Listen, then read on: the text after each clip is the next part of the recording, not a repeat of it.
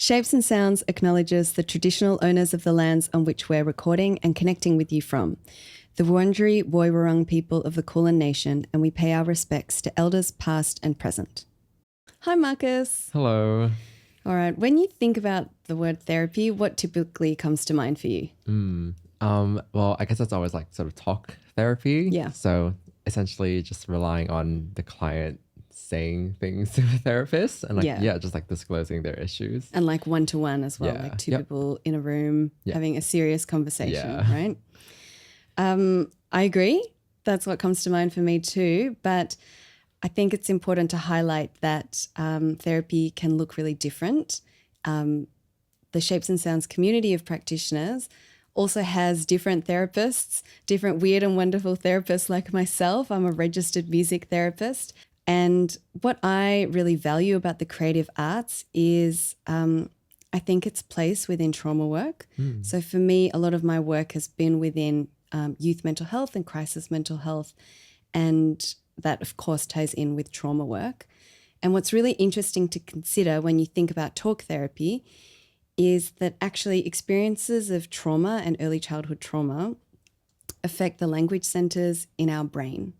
So then what that means is that sometimes you physically or, I don't know, brain-wise, you actually do not have the capacity to talk about the experiences that you've gone through. Yeah, right. So then bringing people like with experiences like that into talk therapy, you can just imagine how challenging that is, right? And then what's interesting about things like music, well, I'll speak about music because I know music, is that it lights up so many different parts of the brain and it allows people to communicate experiences that perhaps words could not quite encapsulate. You can even think about how sometimes there are songs that accurately describe exactly what you're feeling and you didn't even know you were feeling that until you heard that song, right? Yeah, definitely. So it's like art or music, they can be vehicles or metaphors to give us this avenue to talk about our lives. Yeah. I remember reading this research and it's actually from one of our Shapes and Sounds community members, Betty. And essentially in this research, it was saying how creative arts therapies, drama and movement therapies, they actually produce better psychological outcomes for refugee children and adolescents compared to when they went to like your, I guess, more traditional sort of mental health interventions like talk therapy. Yeah. So yeah, like that's, I found really interesting. And I think the question is always like, why, right? Like why do, say, young people or people impacted by a lot of stigma, like why are they more likely to engage in music or art therapy? And the reason why, it's very, very simple. It's because art and music speak to people's strengths and their interests as well, right?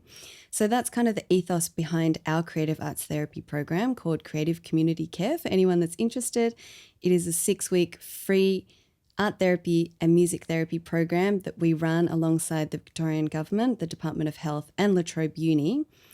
And that program is specifically for international students from Asia who face so many barriers to accessing mental health care. And our job is to try and engage people through something that's enjoyable as a first stepping stone into taking care of their mental health and well-being and connecting in with further services here. So yeah, that was just my promo and my creative community care. Yeah, but I think in general, a lot of people don't really know what creative arts therapy entails as well, even though there is so much potential to help people through those avenues. And like, even just within my own personal life, like I think creative outlets are such a good way to like de-stress and calm your mind. So yeah, I don't know why there's sort of such a big distinction between like traditional talk therapy and like these creative arts therapies within the mental health space. Looks like something we should definitely dive into. Welcome to the Asian Mental Health Podcast, brought to you by Shapes and Sounds.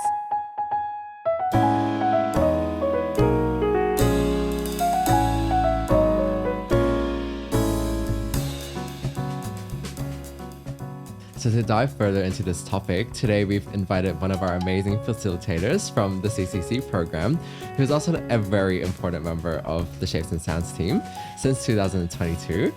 And we're very, very excited to have them as a guest today. Welcome, Stef. So I'm going to read out your bio, Stef. Oh my gosh. Okay, your very official bio.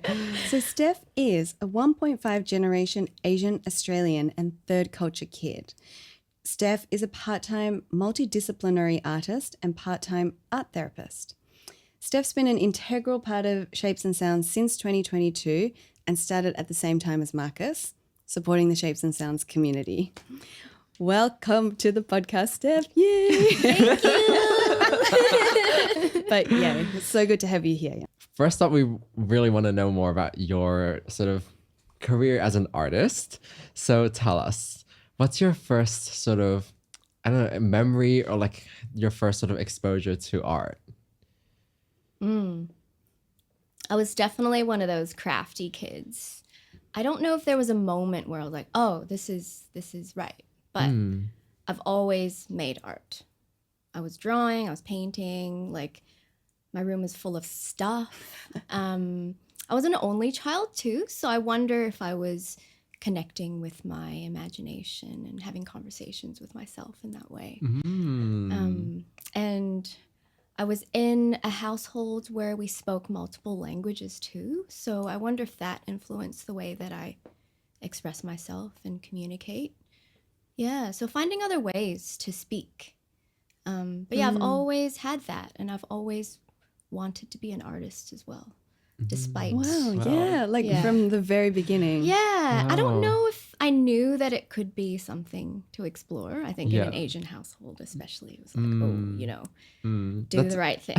That's very interesting that you touch on the Asian part of it, I guess. I don't know how to word that, but you know what I mean. But yeah, like, how do you think your cultural identity impacted or like shaped your sort of relationship with art, or even like the art you produce then? It's always been this conflict, which I think about still to this day, of creating something that has value to myself or to others. So who defines what has value? I think about that a lot. And so in institutionalization of art, so the gallery system, who are you receiving validation from? Who's putting monetary value on something? So you're allowing someone to take your self-definition essentially away from you. Yeah. So it's like, yeah. And I think we all know that it is from a place of power and money too. So it's the push and pull. Yeah. Yeah. And tell me more like how that interacts with like your cultural identity. I grew up in Hong Kong, which is very focused on business. It's a port, so people are transient, people are in and out. I found a lot of relationships were transactional. And so a lot of the art, the perception of art was very much, I'm going to make this massive painting and it's going to be $1 million and I'm going to be a famous artist. Yep.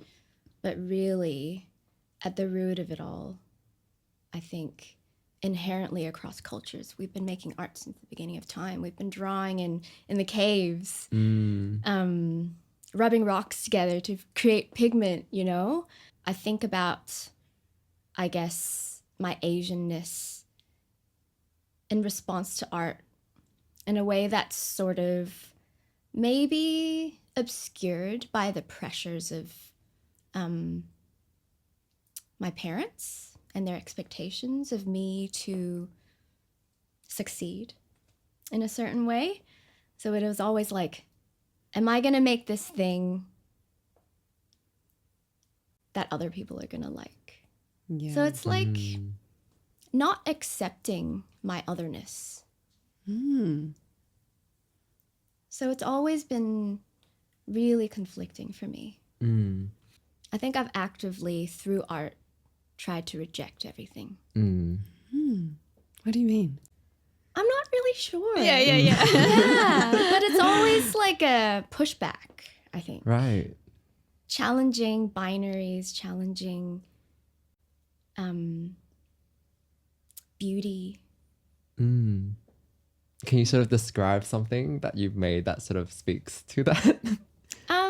When I write about my artwork, which they made us do at art school, it was always about otherness and dissonance, I think. So when I'm making my work, I kind of invite people to see something and maybe not understand it. So it kind of brings the viewer in, maybe confuses them. And I do this with installations. So a lot of my work that's been in galleries has been multisensory, using sound and image to create that dissonance. So something might appear to look a certain way, but then you get up close and you're like, what's going on there? Why do I feel this way? So that's perhaps how I do that. That's where you feel like your art lands. I think so. Yeah. It took me a long time to get there, I think, because it's been a long time not knowing. Like, what am I doing? Why am I making work in this way? Listening to that, it's just making me think about, I guess, then linking to your work in creative arts therapy. Like, I guess everyone sort of expresses themselves differently through art and they express different things. I don't know, like within a session in creative arts therapy, then is that sort of something you like to sort of discuss with the client, or like, is that like, I don't know. That's a really good question. It's like, what happens in art therapy? Yeah. I guess in general, it's about choice. Okay. So if you meet art therapists out in the world, they're just like carrying a truckload of stuff with them everywhere. They're just like bags. And with that, we think about material quality. There's lots of research on the power of how different art materials can help express affect, safety, containment, experience. And so it's always inviting the participants or the participant to choose. And that choice, I think, sets the tone for the rest of the session. Right. And we'll get into it, Marcus. You're like, oh my God, I want to know more. But we'll get into it, yeah? But I'm going to interject with one question. Like, as an artist, Stef, I'm a bit curious too, because I think we have similarities in this. But you're an artist, right? And then at some point you also became an art therapist. It's hard to say this in a way that doesn't feel loaded, but like, why did you choose something in your work that's so close to like who you are as a person? I don't know. Like, you know how at the start of this conversation, I was like musing about how I've always wanted to be an artist. But I think inherently as well, I've always wanted to be an art therapist. But it's an emergent field, as we know, especially in Australia, and really emergent in Asia. But it's something about the therapeutic nature of art making. And I think how I know that making art has resolved things for myself. But again, it's the push and pull. Over the years, I've compartmentalized my art practice from my art therapy practice. I think to have that separation, boundaries, as they say, separate your personal life from your work. And now that I'm a few years in, I'm kind of coming to terms with like the parts of myself, I think. So those two worlds are coming closer. Oh, and you're comfortable with that? I think so. Yeah, cool. Yeah. For me, as a music therapist, you know, it felt really natural. Like I loved music, and so therefore I became a music therapist because I don't want to be a performer. I don't want to be a music teacher. So it's like, what's the other one? Yeah. Right? And I think that idea of supporting people therapeutically through music makes so much sense. But then I think, I don't know, like it got really confusing and I lost the music within my own well-being, you know, and I still haven't quite worked it out. So I think it's like now I'm doing something totally different, running. Running, exercising something different. Yeah. So that's really cool to hear that it's like coming together for you. I think especially with music, it is so... It's like muscle memory, isn't it? You need to know how to use the instruments to make the sound that you want. But when you don't do it for a while, I can imagine it's just a bit like strange. I don't know. I think like going to gigs and going to concerts and things like that, or going to like the club, even the club counts as like a musical experience. Or That's true. That's true. Yeah, like the lawn concerts, the jazz concerts is more my demographic. But you're having a sensory experience still. You're having an emotional experience. Definitely. Yeah, I would count that. Okay. Yeah. We'll touch base in 6 months, right? And again, a really weird tangential question just for you, Stef. You know how art reflects life and the state of the world, or so they say, right? Have you noticed any themes in the art that's being produced right now that kind of ties in with the current state of the world?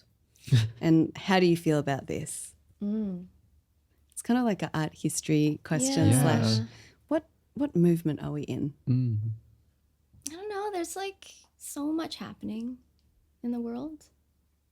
And I feel like it's kind of pushed art into so many different directions. Like, I don't know if it's just the different spheres that I'm in, but I noticed there's a lot of community arts programs, group artwork, art for social justice, art for mental health. So it's sort of got this social action aspect to it. I've noticed a lot more of these programs. I don't know if it's just because I've got my eyes peeled for these things, but like bringing really art back to feeling and sharing and like giving people a voice through that. Not collective consciousness, but I guess collective consciousness in a way. Why did you feel weird saying that? Yeah, but then there's also like the contemporary art world, which is, I don't know, painting came back for a bit, I guess. But there's also so much art that's like super meta and nihilistic too. Okay. Yeah, and there's probably stuff that I don't even know about, like internet art. I don't know. Internet art, like NFTs. Is that art? Yeah. I have no idea. Yeah. There was like an artist, I can't remember who it was, who made a website, and you'd go on there and then it would crash. Oh. You know? Yeah, and then that was the art. Yeah. Oh. So I feel like maybe that stuff's happening. I don't know, a bit out of the loop. Who knows? Yeah. Yeah. I want to hear Marcus's opinion. You're just like, I don't know. I'm just trying to think about this crashing website thing. I wish I knew the website. Yeah, We should go on I want it. to see it.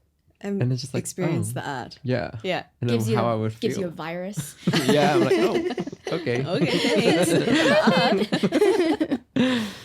Stef, we've heard a lot about, we've grilled you actually on art, and we're like, tell us more about art. Yeah. But now we're going to shift gears a little bit. You've spoken a bit about art therapy, but let's dive in there. And the first note that we made was to make sure that we say art therapy is very different to Pinot and Picasso sessions. Have you heard of that? Yeah. So The paint and sip. Paint and sip, Paint and that sip. one, Yep. right? Yeah. So can you just tell the listener, like a lot of people do find things like that therapeutic as such, right? So can you just help people to understand like the scope of what we're talking about here? Yeah. I think we all know that art is inherently therapeutic. You go to the art museum, you look at a painting, you feel affected by it. You go home and do a cross stitch or do a little doodle. Like, it's fun and playful, and you get something out of your system. I think what happens in art therapy and honing in on art psychotherapy as well, I think it's a lens.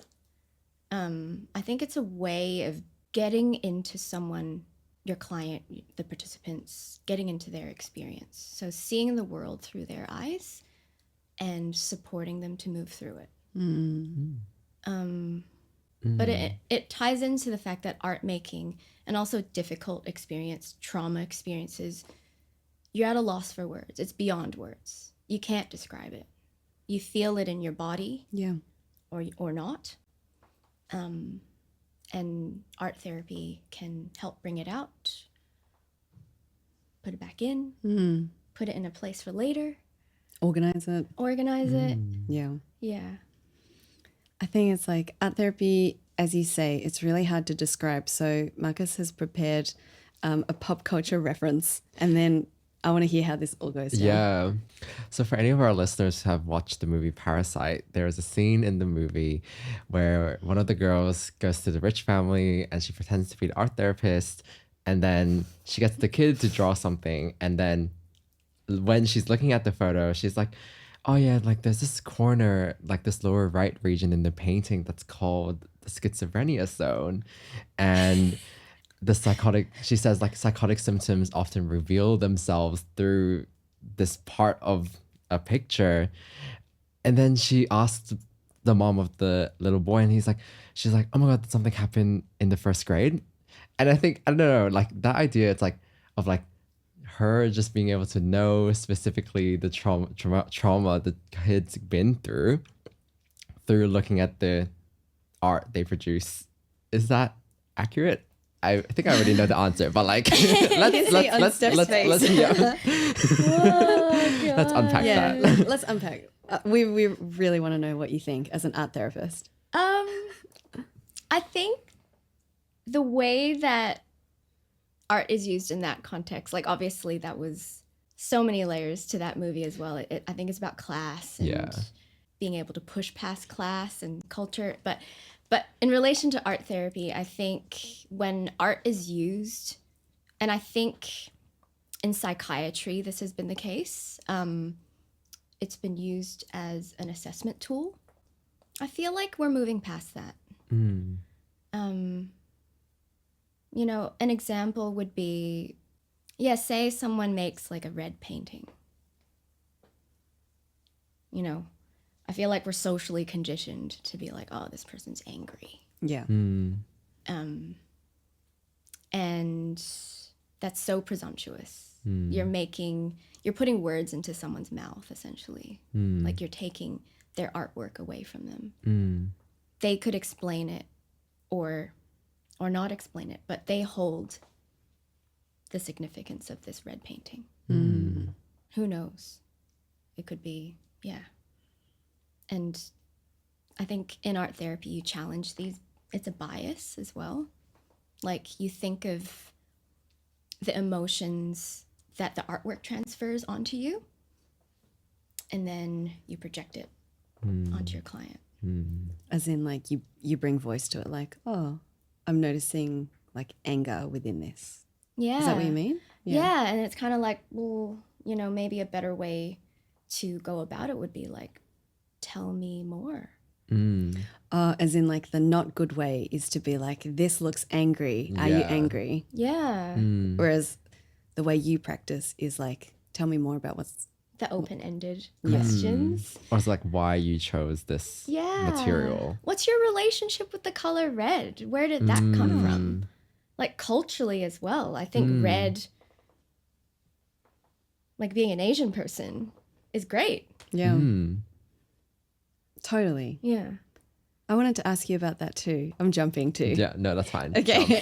Jump. I wanted to ask you, like, you know how, that old world psychoanalysis and like Jungian theory and stuff, like it's all full of archetypes and exactly what you're talking about around like colors and their meaning and different animals, what they mean. But I feel like that's very limited, as you've already alluded to. Like, the color red means something very, very different in different cultures. Different animals mean different, have like a different spiritual representation in different cultures as well, right? Yeah. You know, like, is that relevant or? Quite a lot of art therapists do depth psychology, Jungian archetypal work. I personally don't. I think it's because of the settings that I work in too. Yeah. Actually, if you speak to other therapists, a lot of them will use, it's a starting point perhaps for a conversation. Yeah, but it's never black or white. When I've delved into it a little bit, just for a bit of professional development, it's been really interesting using archetypes to explore ancestral lineage. So for example, you know, I identify as an artist. Who else in my family tree perhaps was an artist? Was it lost to them? What were their circumstances? What do you mean? What is the archetype? Like, a few examples of the archetype. Oh. You know what I mean? Like, Yeah. There's like the Joker, okay. the child. I see. There's so many. Yeah. The judge, that's a good one. Like, where did the judge come from? And then you're like trying to identify within your family tree, like, who had what archetype and what was disrupting there, or things like that. The exercise that I did was like listing archetypes that I identified with myself, and then thinking, you know, on my father's side, on my mother's side, who else had those qualities? Where did I get these qualities from? Yeah. And then you kind of like trace back. And this was like kind of fun as well. Like, where did I get like my creativity from? Yeah. Where did you? Yeah. Tell us. So it's kind of really learning about your history. I really liked the archetype exercise for that. Yeah. Awesome. Okay. You kind of spoke about, like, we're kind of skirting around the edges about what is art therapy, but I think we've spoken a bit about the importance of play as well in art therapy. Yeah. Can you tell us why play is important? Play is, like, we can think about how we played as children. There's a lot of role playing there. You know, for example, two figurines talking to each other. You're learning about the world in a way and how we respond to it. And so when you're using play as a way of being in therapy, and I don't know if play therapists can speak to the specifics of it, but you're able to try things out. So it's sort of like creating a scenario on paper in an art object where you can rearrange things and retell a narrative as well. So the idea of play in art therapy is very much about the space where you can like move. This is a big question and a complex question, Steph, but I think what people really want to know, and what I want to hear articulated by you as well, is like, what is that tangible benefit that people gain when they express themselves through art? I think having an external therapeutic document, essentially, you're able to separate yourself from perhaps a difficult experience or any experience, something that's just feeling like that it needs to come out. It's a really safe way to explore something that is kind of irking you. And sometimes it's really surprising. And with that surprise, you kind of know that you worked something out for yourself. We can think of art and art therapy as sort of like a bridge between the inner world and the outer world, and how do these two things work together, or maybe not work together.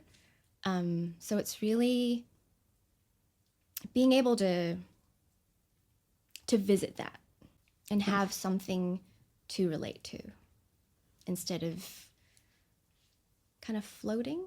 It's like this way of making something concrete that can be really powerful. Yeah. Like looking at something, I didn't know that I felt that way. This is me. Yeah, wow. Like when it becomes a mirror, these kind of moments, it's catharsis. Yeah, wow. Sometimes, yeah.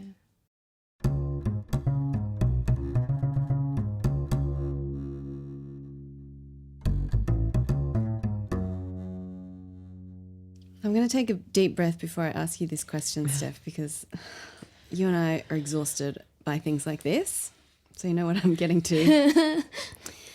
I would say I supervise a lot of music therapists, but the number one thing that people talk about is how undervalued they are in their workplace. And it just like wears people down over time. And the ridiculous thing is once you are out of just say the public mental health sector where you work, or once you're out of organizations and you're in a position like I am at Shapes and Sounds, people are always like, oh my God, music therapy, tell me more. That's so amazing. That's so amazing. But the day-to-day experience that we have on the ground, especially in like hierarchical models, like medical models, is that we are so undervalued. The profession is undervalued. The professionals are undervalued. What causes this? I think we function in society within a dominant narrative, and the dominant narrative would be the Western medical model. I guess in my work context, for sure. People are in psychiatric treatment, it's medical treatment. There's this idea, you know how mindful coloring in is like all the rage. Yeah. That is like the go-to. Just give someone some pencils Yeah. and a book. Yeah. And it becomes very much like art, music, play therapy, dance movement therapy. It's diversional. It's a distraction. From the real treatment. Yeah. Yeah, yeah. It'll keep them quiet. It'll keep them settled. Keep them busy, occupied. Yeah. Pass Yeah. the time between appointments, between the real appointments. Yeah. Yeah. Yeah. Oh, they're dysregulated. Put something in their hands. But there's so much more to it. I don't know if it's an inherent bias that we have for, I guess, how society views artists as well. Yeah. It's reflected in the workplace with, you know, the multidisciplinary team. You know, the doctors are there, psychiatrists. And everyone talks in language I think they understand. And art therapy has been working really hard to alleviate that by I think actually using their language. Like the medical model language. Yeah. And then art therapy becomes a tool again. Oh, we're going to use art as a coping strategy. Yeah. When it's actually so much more expansive than that. And every person experiences it in a different way. Yeah. I think music therapy has gone on a huge tangential research journey as well, where, of course, we started after World War II. It was very trauma work, like really beautiful music happening on the wards. And then, of course, we aligned with the medical model. So then that then funded more roles, increased the prominence of music therapy, blah, blah, blah, you know, upheld the profession, made it a master's degree, blah, blah, blah. But then exactly as you say, then you kind of lose what that music is doing and the magic of the music within the moment. It's complex, but how do you deal with all of this kind of systemic stuff, or like being undervalued? Like, how do you deal as a human, Steph? Oh, I guess I've always appreciated a fight. Okay. Tell us more. Yeah. You know, like, so at work, you know, I feel like I stand up for participants as well. Mm. And the participants in art therapy know the inherent value of the work. And so I think the power lies in, I guess, how art therapy is so humanist. And so that gives me the drive to advocate. Like, you know, you're making a difference in these people's lives, and that's enough. And focusing on that because, you know, I often get really bogged down by the system. Like the hospital system, but also the wider system as well. So I feel like I like to think of creative therapies trickling in to the hospital, the public hospital system, more so than ever now. It's like a really growing field. I relate that to the process of acculturation and migration, and how it's so easy for someone like me to react and fight back and be angry about it. Yes, that fuels it, but also it has to be a slow integration as well of two kind of opposing forces, the dominant narrative and then this little like strange thing that's happening. Yeah.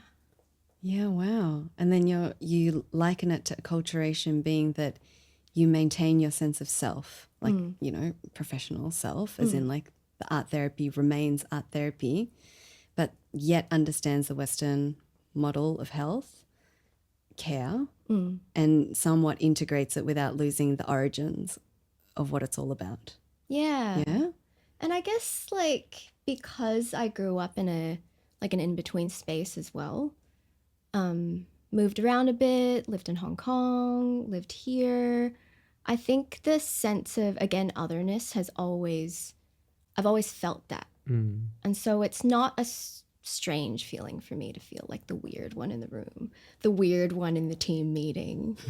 I'm going to talk about this moment of materiality. Someone did a squishy thing and it was amazing, and how therapeutic it was because of this, and this. I think it's kind of funny. Yeah, when you just take a step back, you're like, those people thought I was so weird. I know. You're being And they had to listen to me for like 15 minutes. Yeah. Go on about this thing that they probably just refused to understand. We have a lot of young and upcoming psychs and mental health practitioners listening to the podcast and connected to Shapes and Sounds. And everyone has the best of intentions at heart. But you and I know there are horror stories of psychologists with their guitars and psychologists with their colouring books. If you could, what would you say to them? The people that are really willing to learn, not like the people that are, you know, whatever. But the people that are like, oh, I value music and I value art. So I'm just going to incorporate it in my psychology session. What would you say to them? Ooh. Have some respect. But like in all seriousness, that's cool, but perhaps I think just as in society, there's a hierarchy within therapeutic practice. And in relation to psychologists, for example, I'm just using it as an example, with the guitars and the coloring books and that, knowing the inherent power that they have because of their proximity to the medical model. So, you know, in a meeting, someone will say something and they won't be challenged. You know, it's like, oh yeah, The psychiatrist said that. Yeah. And really inviting collaboration. Like, what do you think as the art therapist? Instead of like, oh, I'm just going to take your stuff and go ham. It's a room with symbolic meaning too. I think a lot of people don't think about that. Like some art therapists don't work within a room. I do for the most part. everything has its place. Everything was placed there for a reason. And for, someone from an outside discipline coming in and like kind of stirring it up, it messes with the therapeutic process. Yeah, wow. Yeah. So the answer is have some respect. Yeah. That's exactly it. Yeah. What about for anyone who's listening who is interested in the profession of creative arts therapy? What sort of advice do you have for those people? Study art therapy. It's a master's program. It'll be really grueling. It was tough. The therapeutic work is experiential. And for anyone who isn't familiar with the word experiential, it's sort of like learning and processing through experience. So like thinking and feeling through making. And so when you're studying art therapy, and I'm just going to make a wild assumption, other kinds of creative therapies as well, you're unraveling something inside you so that you can get on the level of the people that you're working with. And that is a learnt process. And it's taken many years of work, many years of reflective practice, art therapy specific supervision. It's art making in supervision. So you're really knowing what it feels like to use art. Like, so are you, I guess I wanted to ask, like, are you saying like you kind of have to feel it to really understand what it's doing? Like that's this kind of work. Yeah. And so I would encourage, and research. And I think it's very easy to look at it from a surface level because it is like, you're intrigued by like an artwork. There's some really interesting artworks that are made in art therapy, but it's actually not about the artwork. It's about how it came to be and what happened in that process. Yeah. Okay. So I've spoken about creative community care, but by the time this airs, we'll kind of be looking towards semester 2. So Steph, I wonder if you can paint a picture of who do you think would benefit from coming to creative community care with you and Tanya? I think anyone who is curious, who feels like maybe there's something missing. I think coming into the place not knowing, into the space not knowing is a good place to be. Okay. Yeah, I think everyone gets something different out of group art therapy, group music therapy.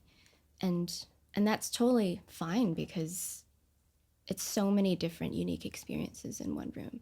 Yes, we're working with Asian international students, but it's so multifaceted. And I think it's about having conversations, building relationships, maybe feeling a sense of belonging, or even just a moment of quiet. And you're saying like, just come with an open mind, you know? And you don't have to be an artist, right? And you don't have to be a musician.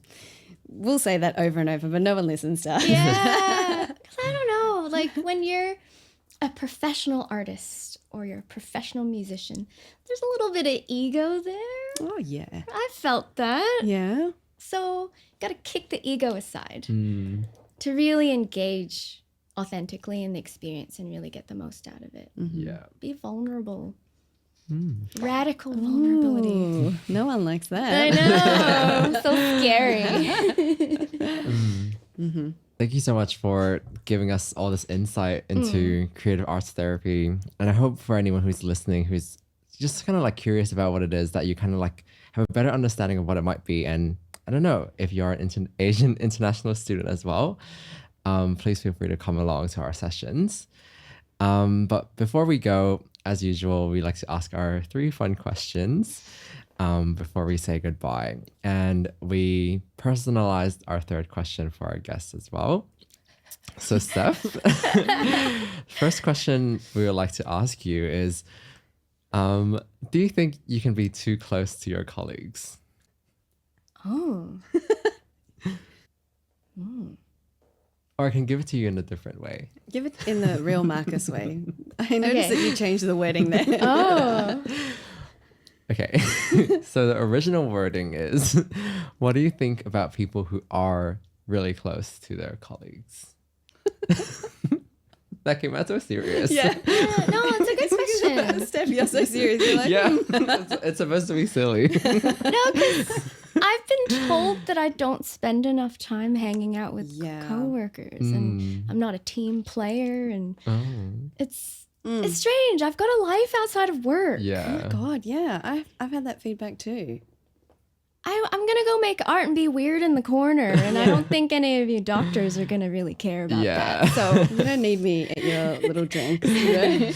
I feel like that was a bit like aggressive, but like I have many parts of myself and many different communities that I'm in, so I make time for that. Yeah, That's a great answer. Yeah. yeah. When was the last time you actually took a mental health day? Oh, as in like chucking a sickie. Yeah. Yeah. Yeah. Yeah. But like a real one. Yeah. A real one. Like I actually was like, I'm gonna rest and. Yeah. Yeah. Ooh. Maybe this was before Christmas. Oh yeah. Yeah. So like 3 months? Yeah. Yeah. But I did go on like a holiday, which was amazing. Like a holiday. I hadn't had one of those in a long time, and I was just indulging. And that was really a planned mental health couple of weeks. Yeah. Yeah. Yeah. A day is so short. Yeah. What do you do in a day, right? Yeah, and mental health days I feel like are really abrupt. It'll be like, you get up and you're like, I can't do this, Yeah. And I think it says a lot about work culture and work expectations as well. I don't think that's very good. To have like just a one day Yeah, thing. and we all do it, but Yeah. it's just like, we're burnt out. Yeah. It's almost like the presence of the fact that exists is saying something problematic. Yeah. Yeah. Like I hear people you. are calling in sick, there's a problem. Yeah. Definitely. Our last question for you is, does your choice of art medium say something about your personality? To say like if someone likes to sketch with a pencil versus oil painting. Only in the therapeutic context. Oh, okay. Like not in the day-to-day context. Yeah. That makes a lot of sense. Yeah. Like in art therapy, if someone chooses to use pencil, it might say something about, and this is a question, perhaps. How much space do you take up, maybe? Or mapping things out before coming in with more? Or maybe timidness, control. But yeah, there's a whole it's a whole thing. Material choice. Yeah, that's very interesting. Yeah. But yeah, I don't know. Like when you're out in the world making art, don't really know. Okay. Yeah. I love that you take things so seriously. Yeah. we were like, oh, you like text her because you're a control freak. Yeah, that's what we wanted to hear. You like the color purple because you're so weird. Yeah. That's the level of our thinking. And Yeah. then it brings so much nuance and like intrigue to the conversation. Okay. Thank you, Steph. Obviously, people can find you at Creative Community Care. It's great to have you in the studio. And what we're going to do now is we're going to call Oscar back in to join us. And then you don't even know what the questions are, but you are going to ask us questions, which will help to wrap up the season. Okay. Welcome back, Oscar. Hello. Nice hello. and snuggly. Yeah, I've never been Marcus. this close to Marcus. Hello. So uncomfortable for Marcus. Anyone who's not watching will be like, what the? Yeah. Just so you know, Marcus and Oscar are sharing one camera frame, if that makes sense. So they just cozied up. All right. But to round up this season, we have forced Steph to ask us our summarizing question. So over to you, Steph. Okay, folks. Y'all spoke a lot about work during the season. What did you all take away in terms of work career stuff? I guess sort of listening to what everyone was saying, especially Rachel, since she's sort of as what you said, Asami, that 10, 15 years ahead of my career path. I guess it's more just reassurance that I'm thinking about my career in a way that is probably right and suitable. I don't know if that makes sense. So it was helpful having someone 10 to 15 years. years. It was, yeah. Have you heard of this advice, Steph? If you're unsure about a career or a job, then look to or talk to someone 10 to 15 years your senior, and they'll probably give you an answer. Yeah. I'm searching for that person. Yeah. That's me. I was like, I don't have anyone. Something that I took away was, I guess, the importance of being aware of the context that you work in, as well as your own personal needs. For example, hearing from Rachel talk about her first job in private practice and how that didn't quite suit her needs at the time, made me really think sometimes you have to remember to analyze kind of where you are sitting at and your emotional needs in the moment, and that you can actually use that information to try and cater to your own needs at your workplace as well. And that might be, focusing on space, boundaries, or workplace dynamics, a bunch of different things we heard about this season. But yeah, I guess it's just more of an emphasis on, being aware of what you need out of work. What do you want, right? That's the thing. Yeah. What do you want? And for me, what I took away after our huge conversation about hospo work, I'm like, thank goodness I no longer do hospo work. And valid, right?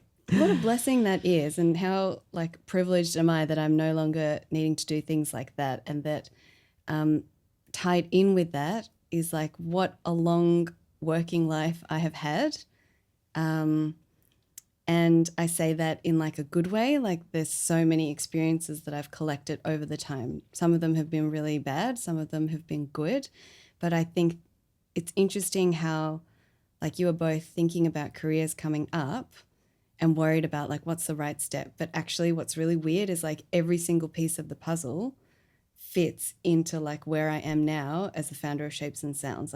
Everything has kind of led to this point, and it all makes sense. And this is not the end of the career. I still have 30 more years, unfortunately, to keep going. Unfortunately. Not unfortunately. No, I should be gratefully. You know what I mean? There's still a long way more to go. And I think it's really reassuring to know that, I don't know, every decision you make is going to be a good thing. It's going to do something good and build to the next thing. And as long as you're learning and meeting new people and growing and always asking, what do I want? All that kind of stuff, then I think it works out. And what do I need as well? And that changes over time. Yeah. I don't know. Hospo had its perks, I think. Limited perks. I don't know, the pay is better these days. That's true. I hear. Yeah. Workplace. It's good exercise. Yeah. Yeah, actually. Yeah. Lots of walking. Next question. Aside from this episode with me, which is obviously your favorite, which episode was your second Ooh. favorite? Underline second there. Do you have one?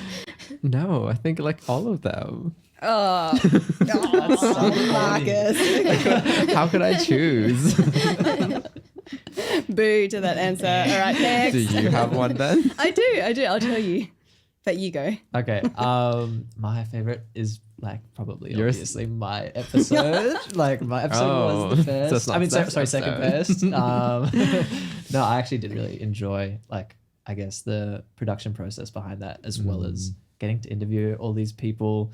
I think it was just fun, like going on a journey and having this mission of, I don't know, conducting some interviews, finding out stuff that is unknown to me. That was just so fun. I couldn't beat that. Yeah.